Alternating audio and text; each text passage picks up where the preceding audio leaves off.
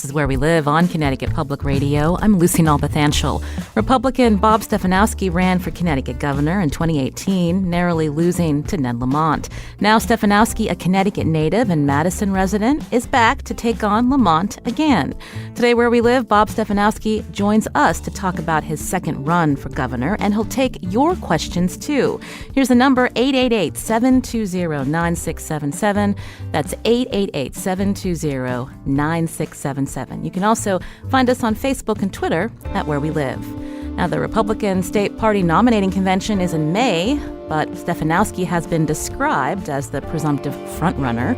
Coming up, we'll get analysis on the gubernatorial race from Hartford Courant's Daniela Altimari. With us now on Zoom is Bob Stefanowski. Bob, welcome to the show. Good morning, Lucy. Thanks for having me on.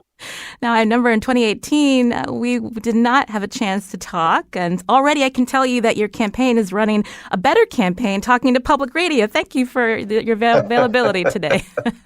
Yeah, I apologize for that. We were not going to make the same mistake twice, so I really appreciate you agreeing to have me on, Lucy.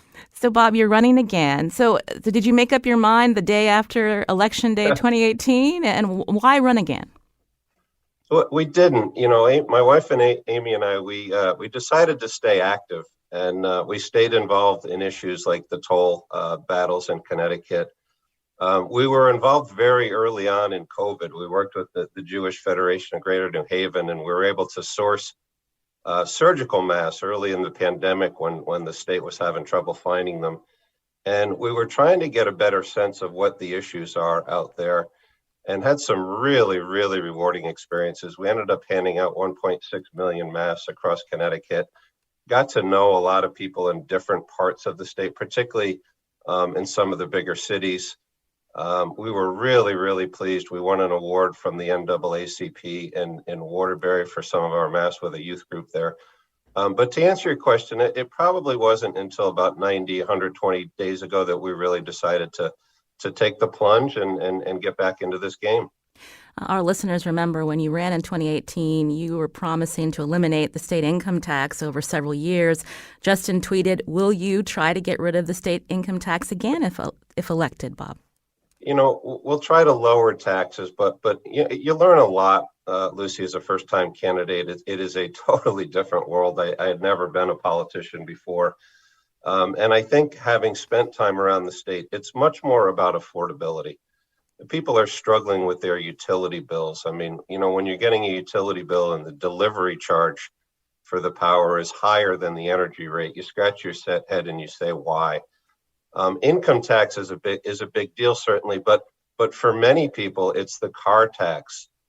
It's the sales tax. When you've got inflation at 40-year highs, and a fixed sales tax rate, it makes it very, very hard for people to afford to buy prepared foods and when they go to buy things. So this time around, it's more about overall affordability, making Connecticut more affordable for everyone, not just lowering the capital gains rate or helping a certain segment of the population, but making Connecticut more affordable across the board. So this time around, you're talking about a plan to reduce the sales tax. So tell us more about that, because I know in past years, municipalities have really wanted to get more of that sales tax to help them deal with the regressive property tax in our state, Bob. So what's your plan? Well, we need to reduce both. And again, with a 6.35% fixed rate for sales tax and prices inflating every day, the governor is getting more and more money every day. And with a budget account surplus, they don't need it right now. So we should lower that rate and at a minimum keep things where they are right now and being able to help avoid increases in sales taxes. Property taxes, the issue there is those funds go to the municipalities. So we should lower property and sales taxes as well. But you have to be sure that the state government gives that money back to the municipalities. That's their main source of income. So I think there's too much money being spent up in Hartford right now for things that don't add a lot of value. And we need to get the funding back out to the municipalities for education, for the local people, and to try to stimulate the economy from the bottom up rather than from the top down. You mentioned a lot of spending in Hartford that you disagree with. So can you talk more about that, pinpoint some areas that you think are wasteful? Well, I think the first thing, Lucy, is we've got to strengthen the ethics laws in Hartford. There are too many examples of money just being misappropriated. You look at what happened in West Haven, where the town got 1.2 million of money that was supposed to be helping people that are impacted by COVID. And a lot of people have been badly impacted by that. And you've got a legislator who took half of the money and went and bought chips at a casino. You've got allegations, and I stress they're allegations at this point, of government kickbacks to contractors building schools across the state. In my opinion, the governor giving a no-bid contract to a company owned partially by his wife, I don't think that's right. And now it's allowed under the ethics rules, but spending like that shouldn't be allowed. And one of the things I'd like to do is strengthen the ethics laws, increase the amount of transparency coming out of Hartford, because that's our money. That's not their money. It's our money. And then also auditing every agency across the government to make sure that they're spending it wisely. Again, this is our money. We work hard for it. We send it up to Hartford, and we trust that our officials are doing the right thing with it. You know, and the past few years have proven that that's not the case. So people of Connecticut deserve to know where it's spent. I have to believe we're going to find some more fraud, waste, and abuse. And that will lower spending, and it'll allow us to give back more to the communities. Let's break that down a little bit more. You'd mentioned the no-bid contract, so you're referring to Semaphore. This was a company in which First Lady Annie Lamont, her venture capital firm, had invested. But the state also gave contracts to, I believe, 3 other companies to help with testing at the height of the pandemic. And so I wanted to hear more from you about, again, the Lamonts have said any profit they make from that, they would donate. When you talk about strengthening ethics laws, so if you were elected, how much disclosure would you make about your own finances and business activities? Because as you mentioned, the Lamonts did nothing wrong based on state ethics laws currently. Yeah. So first of all, there are hundreds of testing companies, and in my opinion, there are plenty to check from, and to pick one where the governor's spouse owns an interest in it, I don't think is right. To your point, the ethics laws say it's okay. So number one, in my administration, I don't think any public official or their family should make a dime of profit off of money from taxpayers on state contracts. Number two, I will dispose of every investment I have. Unfortunately, I don't have the portfolio that Governor Lamont does. But what I do have, I will dispose of any asset that has any potential conflict of interest with the state of Connecticut, because I think you need to be neutral on it. The other question I would ask, if the transaction was perfectly fine, why does Governor Lamont feel the need to give the money to charity? And why, 2 years after we've been into this contract, do we still not know how much the governor and his wife made on this contract? So I don't know whether they did anything wrong or not, Lucy, but it's a distraction. It's an unneeded distraction in my mind. We should be focused on education. We should be focused on public safety. We should be focused on affordability. And the issue with these scandals is it takes your focus and attention away from what the people of Connecticut really need. And we don't need these. And the way to cleanse ourselves from ever happening again is you divest all your investments so there's no potential for a conflict of interest. We're going to be talking about crime, affordability, and other topics with Bob Stefanowski here on Where We Live. He is a Republican candidate running for governor again. You can call with your question to him, 888-720-9677, or find us on Facebook and Twitter at Where We Live. I'm going to start with Greg in West Hartford. Greg, you're on the show. Go ahead. Hi, good morning, and nice to meet you, Bob. Hi, Greg. My question to you is, good morning. My question to you is you think that former President Donald Trump is to blame for the January 6th events, and do you actually believe that it was an insurrection? So I've on the day that it happened, Greg, I came out and said it's a horrible thing. It's tragic for the country that it happened, and it should absolutely never happen again. I think that anyone, regardless of level, there's an investigation undergoing. It should be thorough, and anyone at whatever level that's found responsible should be held accountable. I've also said from the start that President Biden is the rightfully elected president of the United States right now, and it's time to move forward. I'm running for governor of Connecticut. I'm focused on the people of Connecticut. I think the more time, and again, the reason to look back is to find out who's accountable. If that includes the president, so be it. We need to see the investigation to conclusion. But as governor, I need to be focused forward. We've got the second most expensive state in the nation. We've got the highest energy costs in the continental U.S. If I spend a lot of time thinking about what happened 2 years ago at a federal level, I'm not serving the people of Connecticut. So it was a horrible event. I condemned it when it happened. I will continue to condemn it, but we need to move forward and fix what Connecticut is all about. I wanted to ask you, Bob, you're a registered Republican. I wanted to hear more about, why you are attracted to this party, because at one time, according to the Connecticut Mirror, when you were running the first time for governor, you had actually been registered as a Democrat. So tell us why you switched. Yeah, I get that question a lot. I think what's unfortunate is how partisan politics have become, because when you think back at it, Democrats and Republicans really have the right and the same objectives, right? We want an affordable state, and we want affordability across the board. We want a good education for our kids. We want to feel safe when we go to bed at night. We don't want to have a situation where we leave our car in the driveway unlocked, and even though we shouldn't have left it unlocked, that somebody steals it, and that it's happening multiple times. I think the biggest difference between Republicans and Democrats is how we get there. And in my view, Democrats have created in Connecticut a sense of dependency. We both want to take care of people, and it's the right thing to do. But I think the difference from Republicans is we want to do it through job creation. We want to do it through a better education. We want to do it through supporting our trade schools so that kids, when they get out of trade schools, have a job. We want to create vibrant cities so people like my 3 daughters want to stay here. And we want to get people so that they can support and have a good life and use the money to do that. And I don't think there's really that much different at the end of the day between what Democrats want and what Republicans want. And part of the issue, Lucy, is a lot of people don't want to get into politics these days because it's so partisan. My wife and I thought a lot about this. And as you know, we put a lot of money into the campaign, and we actually were looking at buildings in New London. Do we start a charter school? Do we open a Boys and Girls Club? What's our best way to impact and help people? So one of the things I will do when I'm governor is I'm really going to try to be less partisan. And whether people agree with my positions or not, they are my constituents. And I need to listen. Now, I may not always agree. I may not agree with all of your listeners. And there's probably some of your listeners that will never vote for me.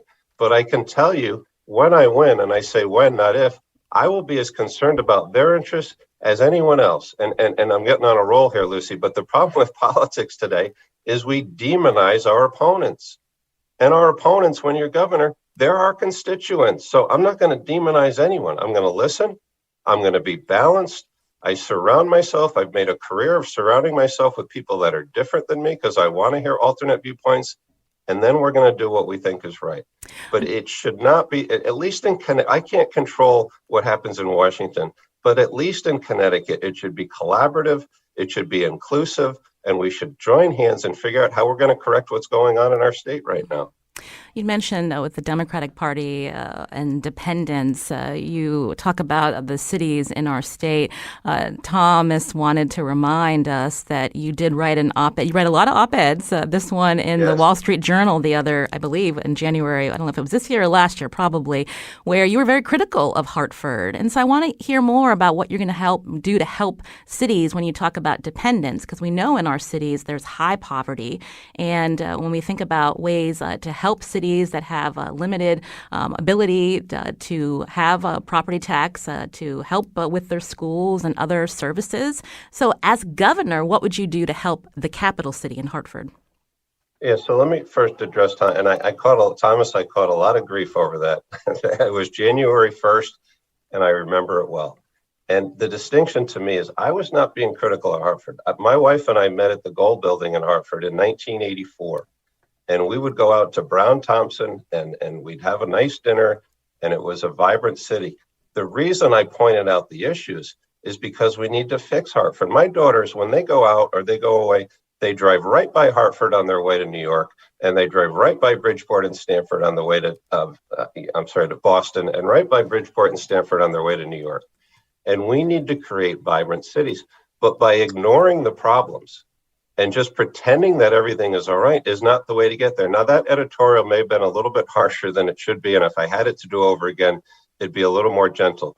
But when you're spending $16,000 per kid in Hartford, $16,000 per year, and only 60% of those kids are graduating from high school, and only 20% of those kids are testing at the age-appropriate level in math, there is something wrong.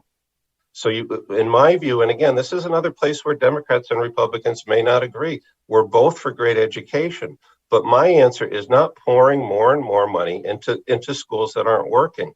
In my view, and I know a lot of your listeners probably don't agree with this, the funding should follow the child. Now, that doesn't mean we're going to abandon schools in cities where kids want to go. We need to support them all. But look at what some of the magnet schools in our state have done. Look at some of the charter schools. My niece went to a magnet school. They're in New Haven. She went to a magnet school. She ended up going to Brown University and getting a terrific degree. I'm a product of the public schools in Connecticut. So I really want to support schools in the cities. The difference is the way that we're trying to do it. So I don't know. I'm on a roll again, and you can cut me off at any time. Let's take some calls. Let's take some calls. But I feel passionate about this, and it's not that we don't support the cities. It's the way that we want to do it. I grew up in New Haven. We had to move out because the school, we couldn't go to the public schools. I didn't want to leave my friends and family behind. And I think we need to create that for people. But I'll shut up and let you take some calls. Let's take some calls. Actually, Mary's calling in from Hartford. Mary, what's your question for Bob Stefanowski?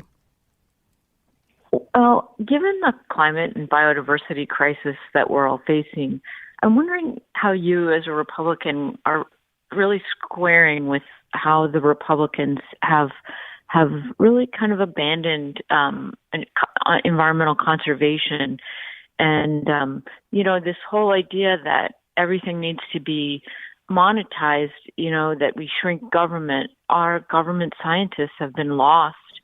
And our EPA, are so many important people in government are needed to manage and tend to the environment.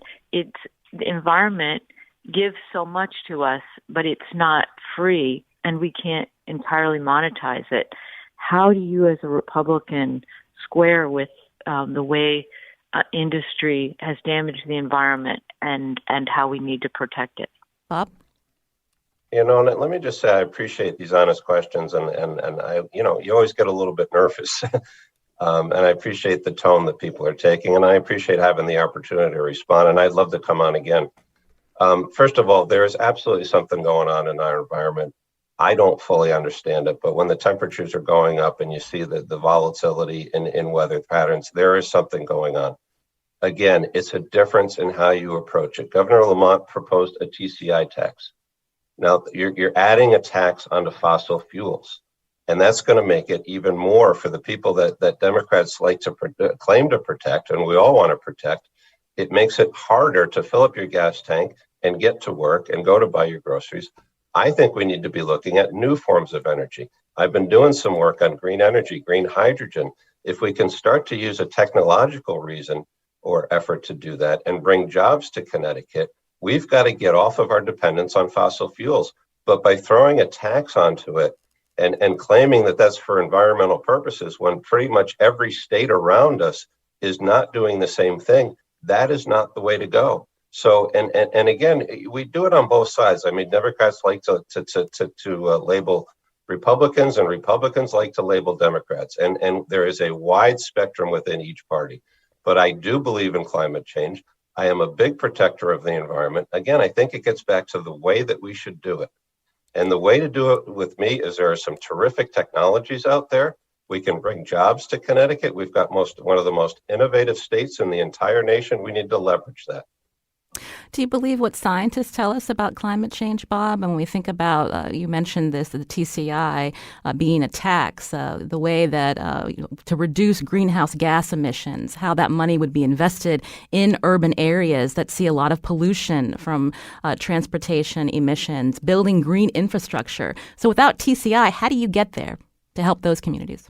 Well, number one, I think we should bring the private sector in more because the private sector, again, 9 times out of 10, I think something is better run by the private sector than the public sector. Now, there are some very good public sector agencies, but the private sector right now in other parts of the country and other parts of the world are doing some astonishing things with technology.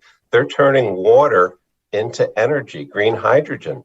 Those are and who better prepared to do that than the state of Connecticut with UConn and Yale? And as you know, pollution has no borders. So we can put a TCI tax up and we can limit it. But when the 6 or 7 states to the south of us have decided to not adopt that tax and the wind is blowing in our direction, it's not going to help that much. So I think we need to get off our dependence on fossil fuels, bring in technology. The private sector is dying to invest in these type of technologies. So if you could create some tax incentives, if you could have a better labor force in Connecticut coming out of Yale, coming out of the trade schools, so that companies want to do it here rather than in Florida or South Carolina, it could have a phenomenal impact on Connecticut. But we need to think innovatively. We need to think forward. It's another perfect example. I don't know if all Republicans care about climate change, but I do. The difference is how we're going to solve it. And to me, Lucy, and you want to call it a fee, that's fine. But to throw another tax on the people of Connecticut when our gas prices are already where they are, I don't think that's the right way to go at it. You're hearing Bob Stefanowski here on Where We Live. If you're waiting to ask your question, stay on the line. We need to take a quick break. We'll be right back. This is Where We Live.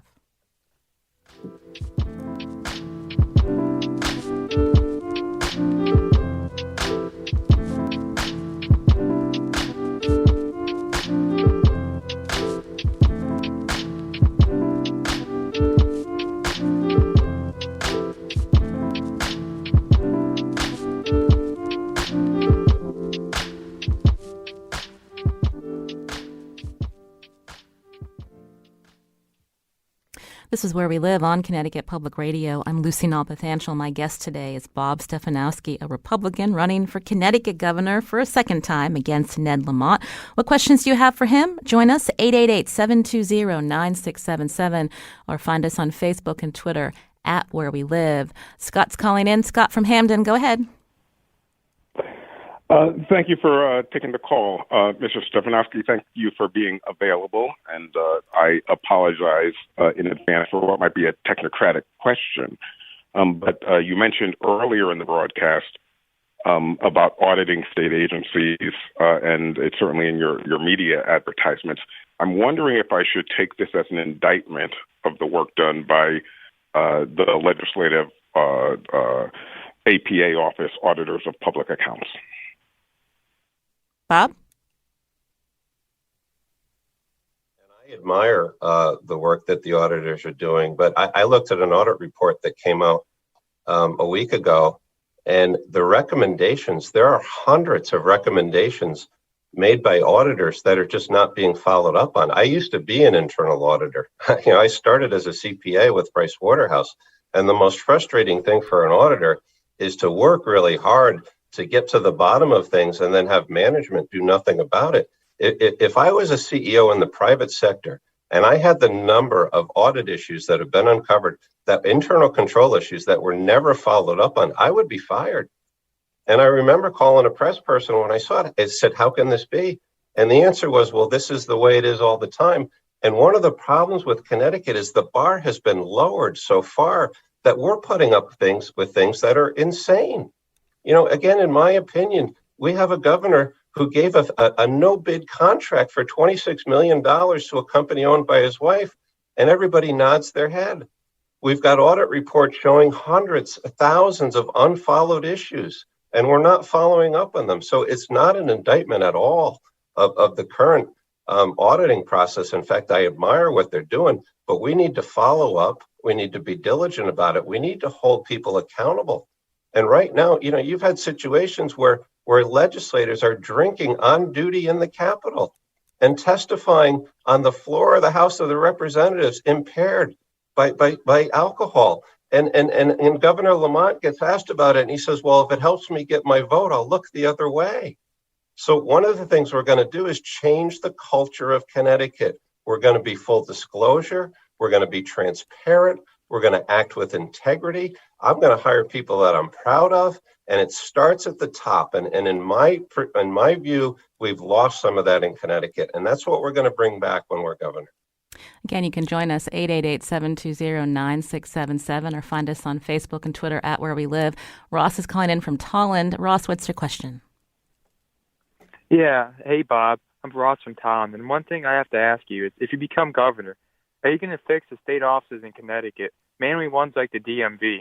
Like the DMVs in Florida and Arizona are very efficient. And you don't need to do much there, like for CDLs, driver license tests, any of that. You don't have to go to the DMV and do them. You can just do them at home, and it's a lot easier. If you ever become governor, we'd be able to fix those offices and make them efficient, like the ones in Arizona and Florida, where you don't have to go in and wait for stuff. You don't have to go in and pay all these things to do basic things. Oh, thank you, Ross, for your question. Bob, got an answer for him? Yeah, no, Ross, I'll actually give the governor a little credit on this. He did go in and improve the computer systems. There are some things that you can do online right now. I do think it's still too bureaucratic. During the last campaign, I went in and I talked to some people at the front line who work incredibly hard, but they don't have the tools to do their job. I think it's a little bit top heavy. I think there's too many leaders and levels of management as opposed to people on the front line. We've got some terrific people working there, but I do, and I haven't been recently, my license comes up for renewal in a month, so I'll find out. I do think there's been some improvement in terms of automation, but you need to automate. You should only have to go to the physical location for a minority of things, not for everything. And when you get there, there needs to be better service. And I do think that's one that's headed in the right direction, though. I'll give the governor some credit for that. You mentioned affordability earlier. We have a reporter here at Connecticut Public, Camila Vallejo, has a question for you about what you think is the best way to improve housing affordability in the state for both renters and homeowners, Bob. Sure. First of all, when we talk about affordability, again, it's got to be all across the state. It's not any particular segment. And, with respect to home buyer, people that own homes, I think it's certainly property tax. We're going to have a tough situation with inflation at 40-year highs where mortgage rates are going to start to tick up. With respect to renters, if you lower the taxes on the property owner, you should also see a lowering of the rent charges, or at a minimum, a lowering the increase of the rent charges. For people that have cars, lower that tax on cars. Governor Lamont promised a $300 million property tax cut when I was debating him 4 years ago. And then his first action was to raise taxes in his first year by $1.8 billion. Now we're in an election year and he's talking about cutting car taxes and property taxes. I hope that he does. I hope it passes the legislature. But one of the things I'm going to do when I go in is I'm going to have an achievable agenda. I'm not going to overpromise, and I'm going to show people in that first year that I'm going to deliver, or at least try my best. I probably won't have a majority in both the Senate and the House. I'm going to have to work with both sides of the aisle, but I'm going to put a reasonable agenda out there, and I'm going to try like heck to deliver it. And one of the things is going to be to reduce the cost of housing and the overall affordability of Connecticut. You know that there was a pretty hot debate last year within the Connecticut General Assembly looking at exclusionary zoning practices and how you can get towns to permit more multifamily homes, housing that's affordable for middle-class families, the families that you're talking about, Bob. And so what's your take on that? Should towns like Madison and others do more to permit affordable housing in their communities, and how do you get there? I think we should do more. And again, I think there's a difference in approaches. Towns should be at a minimum at that threshold of 10% affordable housing. And I think towns that aren't, you've got to be very stringent and you've got to make them do that.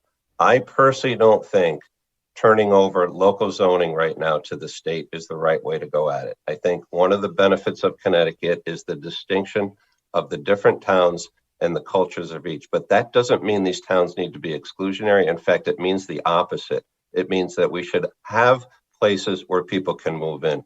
But the other thing, Lucy, is we need to get vibrant cities. We shouldn't be moving from a city to a suburb because we hate the city. We should be moving because we love the city, but for some reason we want to move to the neighboring town. And we need to have more flow of people in Connecticut throughout these towns. And it is incumbent It is incumbent on each town and city to provide that opportunity. I don't think it should be done through a state mandate. I don't think it should be done by regional zoning laws, but I do think we should hold these. There's a rule out there that you have to have a certain amount of affordable housing, and we need to enforce it. And if we don't enforce it, there should be consequences. But without more action from the state capital, when you talk about enforcing, these towns haven't been building or permitting multifamily projects to come in. And so, talk to that part of the debate. You have local zoning committees that are saying no, or they're coming up with acreage limits and how much parking that these developments need to have. And as you mentioned, that people who want to move from the cities, they aren't able to because they can't find affordability outside. And all affordability shouldn't just be in an inner city. Shouldn't they be across the board in our state, Bob? I absolutely agree with that. And as governor, you've got some levers, right? You've got payment in lieu of taxes payments. You could threaten to not do that if a certain town doesn't reach the level of affordable housing. You can certainly sit down with some of these town officials and express the importance of it. But and Lucy, your listeners may not agree with me on this, but I don't think it's totally throwing out the local zoning rules. You've got examples in most of it's in Fairfield County where, you've got 100 yards between two houses and then, an 18-foot skyscraper. I'm exaggerating for emphasis, but an 18-foot skyscraper being squeezed in because you can totally avoid.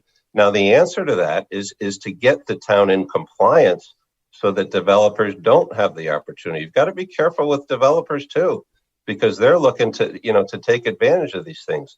So I think it's a balance. And I don't think people should be stuck anywhere because they can't afford to go to a neighboring town. We need to make it accessible to all. We need to do it in the right way. And I will be tougher on the towns to make sure that they provide that opportunity and enough affordable housing for people to be mobile.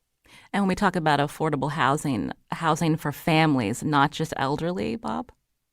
Oh, it's both. I mean, I grew up in New Haven. It was a 3-family house. We were on the bottom floor. My in-laws were on the second floor, and we had Southern Connecticut college students on the top floor. And I'll tell you, it was a great environment. I loved living there, and I hated leaving. But the reason you talk about affordable housing, the other reason people are moving out is education. And when my mom and dad came to me and said, we're moving to North Haven, and I asked why, and they said, we can't afford private schools, and North Haven has better public schools, I cried for a week. So should we have had the opportunity to move to North Haven? Absolutely. But should we have been forced out of Pond Street on Dixwell Avenue because the schools weren't up to snuff? Absolutely not. We need to provide optionality. And people should be able to do what they can and live where they want to without having it be overburdensome. Let's take another call. Jean's calling in from Guilford. Jean, what's your question? Yes, thanks for taking my call. And Bob, it's really great to have you available for these questions. Recently, we had a very ugly school board election in Guilford, where there were some right-wing extremists that had come out and were using their fear-based boogeymen and all sorts of things. They won their primaries and they ran for school board, and it was avoided, but these things have been happening all over the country. And when these people get into place, they start banning books, they start taking away the power from the professionals to set the curriculums. I just wonder how you feel about that and where you see Connecticut headed. Well, first of all, I think, and thanks for that, John. The people should have the right to express their views, and whether we believe in those views or not, they should have the right. But they should not be able to do it with violence. They should not be able to do it with insulting tactics. There is nothing more personal to people than their kids' education, and we should have more participation in the boards. But it needs to be calm. It needs to be rational. You had a situation where there was a cartoon out there several months ago, and it was 3, I believe they were women in Halloween costumes. And the caption was, here are Republicans going to the school board. And there's as many examples going the other way. I'm not trying to be judgmental, but we can't demonize people who think differently. I do believe that parents should have a say in their kids' education. I absolutely believe that. It's one of the most important things. I do believe in school choice. I think the funding should follow the child, but I do believe in supporting all of the cities and all of the school districts and all of the towns and all of their school districts and making education affordable to everyone. But I do think where it crosses the line to me, and January 6th was the perfect example, it cannot turn violent. But part of America is you can express your view, but it needs to be peacefully and it needs to be, politely, for lack of a better term. Kathy tweeted earlier, Bob, she wants to know what your understanding is of the state's human services and social services infrastructure and how you would plan to address the needs of Connecticut residents with mental health conditions and substance use disorders. They're both critical. I mean, when you see overdoses in schools, I think finally we've got, the right focus on it, the issues with fentanyl. I think that mental services, particularly with children, we've had children who have basically missed an entire year of school. You can argue whether the school should have been open or not. We could get into that debate. But the reality is at this point, it doesn't matter. The social skills of kids, home violence is up, suicides are up. We need to be doing things over the summer. We need to be funding catch-up programs. We need to be working on the social skills. You could have the argument over masks. We can have that debate, Lucy. But that has impaired some kids' ability to develop, and we need to catch these kids up. We should be investing in that. We shouldn't be arguing over whether, a contract was given to a friends and family to build a school. We should be talking about what we're going to do to get these kids caught up, I should say. And investing in that, investing in mental services. I do think when you look at what happens as some of the agencies like DCF and some of the waste and some of the fraud, I think we need to be more efficient with it. But I don't think we should be cutting funding. It's one of the most important things we have right now. We need to do it more efficiently, and we need to be more stringent about how we do it. We're almost out of time. You're the presumptive nominee again, running as a Republican. I got to ask, are you thinking about a running mate? Who's on your list, Bob? There's been a lot of interest. I'm really happy that I can focus. This last time around, we had 12 candidates on the Republican side. I'm not dodging your question, Lucy. We've been talking to people. We're going through a process. I'd like to have diversity on the ticket. I bring a certain perspective. I've spent my entire, most people like to surround themselves with people that are like them. I've still got some buddies from high school that I hang around with, but I like to surround myself with people that think differently than me. It challenges me. Sometimes it's uncomfortable, but if I'm going to represent the state of Connecticut and the wonderful diversity that we have, I would love to have a partner from a different part of the state with a different perspective that can bring that to the table. So you'll come back and announce that on our show next time, Bob?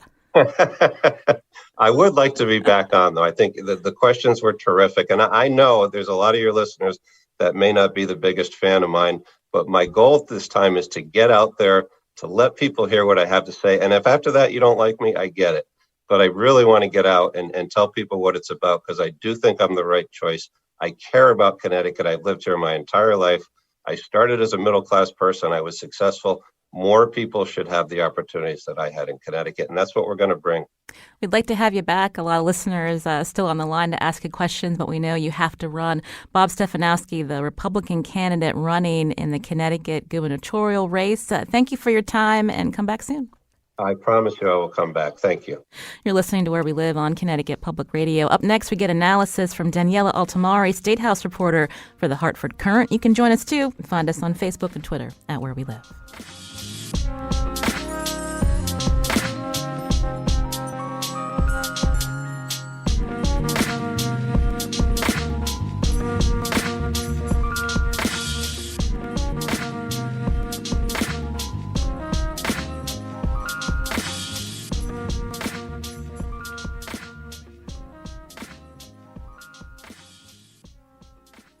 You're listening to Where We Live on Connecticut Public Radio. I'm Lucy Nalpathanchel. We just heard from Bob Stefanowski, a Republican running again in Connecticut's gubernatorial race. For some analysis, joining us now is Daniela Altimari. She's the State House reporter for the Hartford Courant. Daniela, thanks for coming back on. Sure, glad to be here. So what do you think of what you heard from Bob Stefanowski and how people are perceiving his second attempt running for governor? Yeah, I thought it was interesting. One of the first issues right out of the box, the income tax, and of course that was very controversial when he proposed that back in 2018, eliminating the state income tax. It's really sort of well, if not impossible, highly improbable and highly difficult. And I think he realized that. He said something when you were asking him about that basically, you kind of live and you learn. He was running the first time in 2018. He'd never run for any kind of office like this before, or really anything before. And it's easy to come out with, talking points and perhaps listen to consultants and say, hey, you need to get rid of the income tax. It's unpopular. But once you start, doing the math and realize that doesn't work, you come back. So I think we'll see a wiser candidate. Certainly, you learn a lot through the process, maybe more nuanced positions than he had, in 2018. It's going to be interesting to see how, what he's learned and what he's changing. And he continues to want to distance himself from Donald Trump, wanting to focus, as he mentioned, on local politics in Connecticut. How do you think that plays out for voters statewide in Connecticut, Daniela? Yeah, he's lucky in that they're very unlikely to be a primary. He is, as you pointed out in the interview, the presumptive nominee. So that gives him a lot of freedom on lots of levels, really. I mean, in terms of money and in terms of attention, he can focus solely on the governor. But he also can perhaps pitch a wider message early on, because, the Republican base in Connecticut, President Trump's brand and his message remains strong in some parts of the state among Republicans. And I think the fact that Bob doesn't really have to sort of, reach those folks in the same way he might have had he faced a challenger who maybe was to the right of him for the nomination. I think that frees him up. Somebody asked, I thought it was interesting, I think it might have been Gannon Long or somebody on Twitter who said, isn't it remarkable that we still have to kind of ask these questions? Was Joe Biden the winner of the 2020 election? Stefanowski clearly said yes, he believes that. But, at this point, it's kind of interesting that we're still asking Republican candidates that question. He also hit Lamont hard on some of the scandals recently, looking at Costa Diamantis being fired from OPM, questions about related to the state's attorney also resigning when the state's attorney was asking for pay raises for his staff, Costa's daughter working for the state's attorney. Also mentioned semaphore. How is this playing out again across the state when residents are interested in a governor and a candidate running for governor? Is this something that you think they're really focused on, or as Bob was talking about, are they thinking about just affordability and impacting what issues impact their families at home? I think the fallout of this burgeoning and still largely fresh investigation is going to really depend on the timing. Obviously, Bob and any Republican candidate is going to seek to exploit that and the questions surrounding that. I mean, these are really serious issues, and there's a lot of good journalism being done by lots of different news organizations exposing that. And I think, as the spring and summer wears on, we'll see what kind of a drip, these questions, how they play out. I mean, at this point, in February, it's hard to know what is going to be top of mind in November. We all know nobody in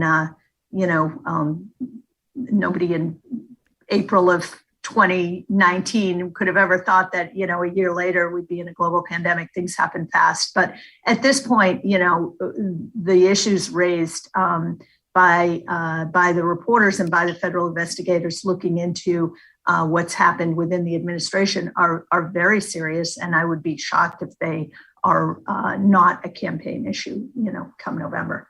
And looking at how Governor Lamont and his campaign are responding to these points that Stefanowski is raising, obviously the incumbent having to be on the defensive here. What are we hearing from the campaign? Are they being forceful enough when these claims and allegations are being brought up?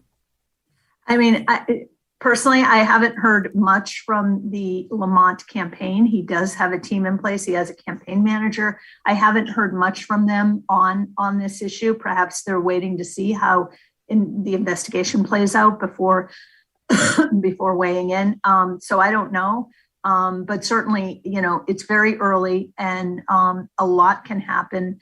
But these are, without a doubt, extremely serious allegations and raise a lot of questions that the governor should be asked about and will be asked about, whether it's by Stefanowski or by the press or by both.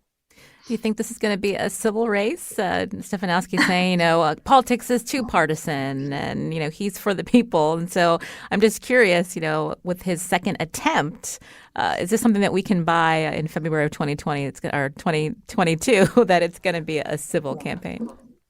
That also is just so hard to predict. I mean, I think the one thing you can say about both of these men, they're nice people, they're good people. I mean, whether they made mistakes or whether they did things wrong or whether they have the wrong priorities. I mean, that's obviously up for the voters to decide. But these are generally, I think, at least we've seen nothing to indicate otherwise that they're decent people who really both appear to have the state's best interest at heart. So hopefully that will mean that we will get a fairly civil campaign, even though there are very serious issues on all sides. And both candidates need to address, some really, really important questions about the state's future and about, all these things we just discussed. And they are similar when you think about how both Bob Stefanowski and Ned Lamont, coming from the private sector, well-educated, wealthy, they think they can run government better. But once you get into political office, there's some real realities that set in. There's a learning curve, as Ned Lamont found out. Yeah, I mean, Governor Lamont had some famous and early stumbles in his, in his first year or so, pre-pandemic. It's hard to remember now, but, certainly the whole tolls issue was, something that cost him politically and that people weren't too happy about, just in the way that he rolled it out and the way he, handled that. So, again, Bob has never held elective office, so, who knows what kind of, mistakes he will make. I mean, obviously it's a new skill. Everyone makes mistakes when they're doing something new. I think we did hear today, though, perhaps a willingness to learn from the past and not propose things like eliminating the income tax that will really never happen. I should say we've described Bob Stefanowski as the presumptive front runner, again, a Republican running in the Connecticut's gubernatorial race. But there is another declared candidate, Susan Regan. So I just wanted to mention that. And before we go, Daniela, what will you be watching for in the next couple of months? Yeah, I mean, I think, again, how this investigation plays out, if it remains on the front pages of all the newspapers and on websites, and questions continue to swirl, that's going to kind of dominate things, I think, to some degree. But, the legislature's in session. There's a lot of important business. We are still dealing with the pandemic. Luckily, not in the same way we were a couple of years ago, but, it's still here. And so there's a lot going on. There's a lot to watch for, and I think it's going to be fascinating. Daniela Altimari, again, is the State House reporter for the Hartford Courant. Daniela, always a pleasure to hear from you. Thanks. Thank you so much. I'm Lucy Nalpathanchil. Today's show produced by Sujata Srinivasan. Kat Pastor is our technical director. We'll be back tomorrow.